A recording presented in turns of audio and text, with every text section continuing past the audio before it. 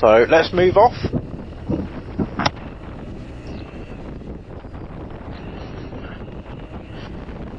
You know, whenever I get on my bike, I always want to go as far away as possible from home, from my home turf, which is South Lincolnshire. Now, I don't know whether anybody else is like this, but I love going to different places and exploring different roads. But some things that I forget is that Lincolnshire, any part of Lincolnshire for that matter, has beautiful roads, and that we don't really take advantage of them.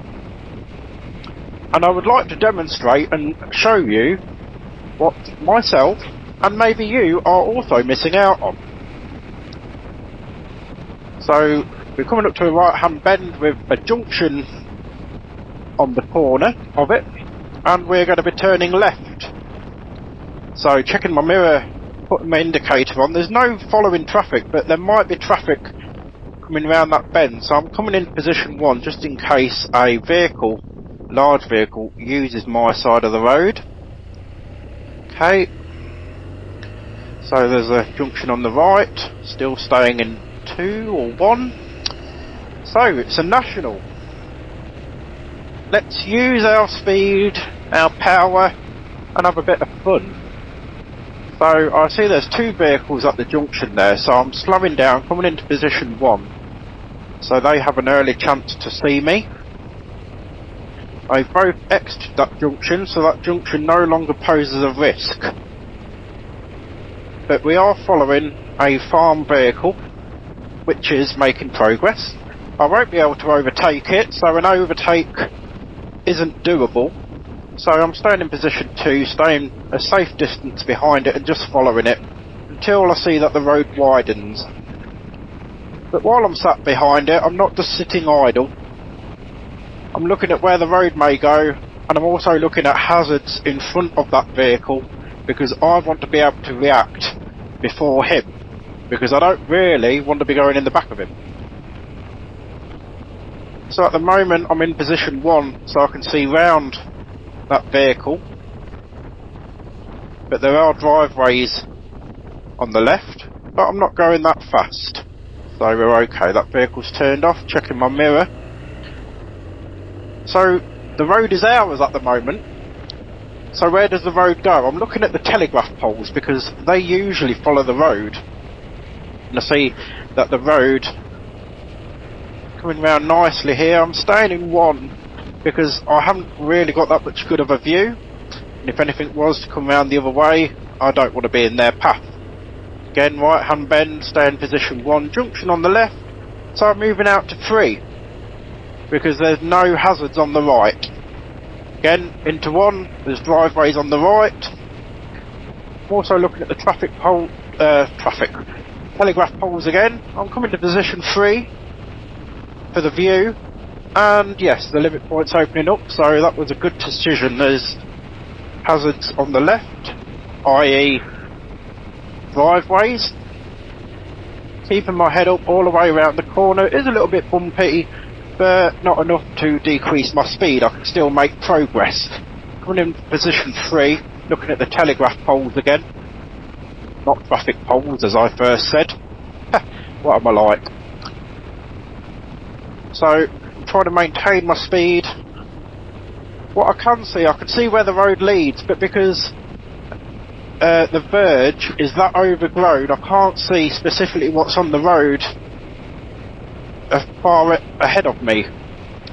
So I'm using the appropriate speed for that. I can see the road's coming round to a sharp right, so checking my mirror, slowing down, because what else are we going to identify on back roads like this? Farm traffic.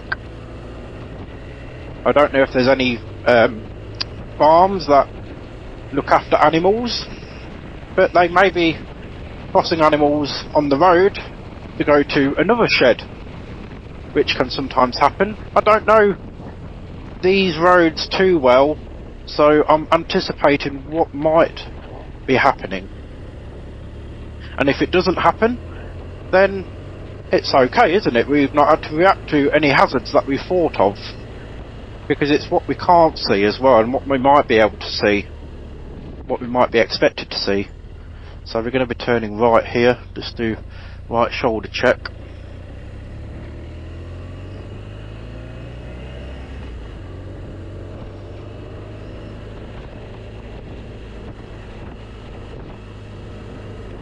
Wow, what a beautiful house that is.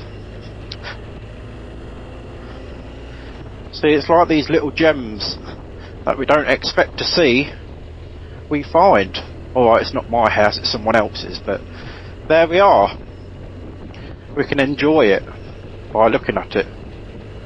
So, single track road again. Got dog at the side of the road. I'm slowing down, giving them space. Checking my mirror before moving back into one, keeping my head up. The view of the road is very restricted.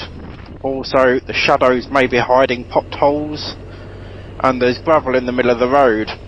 Gonna come to position 3 to give myself a better view of the road. I can see ahead enough. A junction on the right, but nothing's there. And we're coming down a no-through road.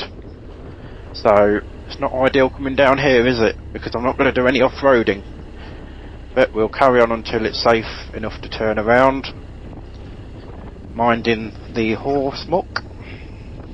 I don't want to be going through any poop. I don't fancy washing that off. So we've got quite heavy mud on the road. It's dry, but it could also unstabilise our bike if there was big clumps of dry mud on the road. So you know we're in the country when grass is growing in the middle of the road and there's gravel. So because I can see the road all the way ahead, I'm staying in on my side of the road in position 1 to the grass in the middle. So because I'm in this position and I can't move out to the offside because that would mean going through the middle, I don't know what's in the middle of that grass. It might be stones, nails, I don't know what's there. So I've got to be aware of the junctions on the left, hidden junctions. So we can turn around here. So it's quite unstable, but I'm confident that I can get round without putting my feet down. There we are. Let's go back the other way. Because even though I haven't got any knowledge of this road, I still saw the sign for no through road. So we can read the road like a book.